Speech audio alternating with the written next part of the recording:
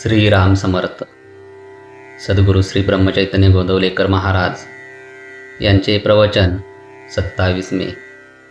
निरभिमानी परोपकार ही भगवंताची सेवाच. प्रत्येक मनुष्याला परोपकाराची बुद्धी असणे अत्यंत जरूर आहे, पण तो कुणाला शक्य आहे आणि कुणी करावा याचा विचार करायला पाहिजे. ज्या शेतात पाणी भरपूर पुरून उरत असेल त्याच शेतातले पाणी बाहेर टाकता येते आणि ते हितावही होते. इतर शेतांच्या बाबतीत हे होत नाही. अशा शेताला पुरेसे पाणी कसे मिळेल याचाच आधी विचार करणे जरूर आहे. हीच दृष्टी परोपकार करणाऱ्या व्यक्तीने ठेवावी. ज्या महात्म्यांनी स्वतःचा उद्धार करून घेऊन जगाच्या कल्याणाकरता जन्म घेतला त्यांनाच परोपकाराचा अधिकार.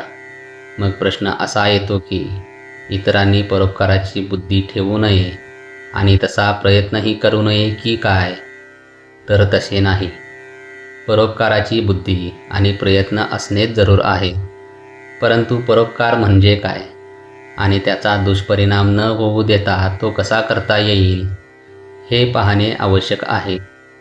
भगवंताची सेवा या भावनेने दुसऱ्याकरता केलेली मेहनत याला परोपकार म्हणता येईल आणि त्यापासून नुकसान होण्याची भीती नाही. परंतु हे वाटते तितके सोपे नाही, कारण मनुष्याची सहज प्रवृत्ती अशी की थोडेसे काही आपल्या हातून झाले की ते मी केले, मी असा चांगला आहे अशा तऱ्हेचा विचार येऊन तो अभिमानाला बळी पडतो. सबब ज्या वेळी दुसऱ्याकरता काही करण्याची संधी मिळेल त्यावेळी तिचा फायदा घेऊन मनाला अशी शिकवण द्यावी की देवा, तुझ्या सेवेचा लाभ मला दिलास, ही माझ्यावर कृपा झाली. अशीच कृपा ठेवून आणखी सेवा करून घे. ही विचारसरणी जागृत राहिली नाही तर आपला कसा घात होईल याचा पत्ताच लागणार नाही. म्हणून अत्यंत जपून वागणे जरूर आहे. परोपकार याचा सरळ अर्थ परोपकार म्हणजे दुसऱ्यावर केलेला उपकार. यावरून असे लक्षात येईल की परोपकाराला दोन व्यक्तींची गरज लागते. एक उपकार करणारा आणि दुसरा उपकार करून घेणारा. जगातल्या सर्वसाधारण व्यक्ती पाहिल्या तर आपल्या स्वतःवरून असे दिसते की मी एक निराळा आणि प्रत्येक व्यक्ती आणि वस्तू मात्रागणिक सर्व जग निराळे.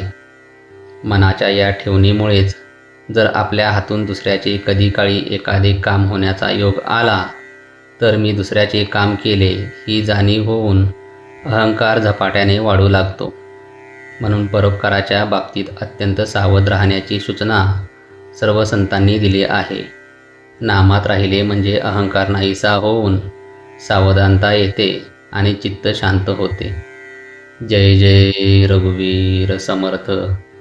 आजचे बोधवाक्य. जगात परोपकारी म्हणून नावाजलेले पण भगवंताचे अधिष्ठान नसलेले मोठे मोठे लोकसुद्धा मानाबिनात कुठेतरी अडकल्या वाचून राहणार नाहीत. श्रीराम समर्थ.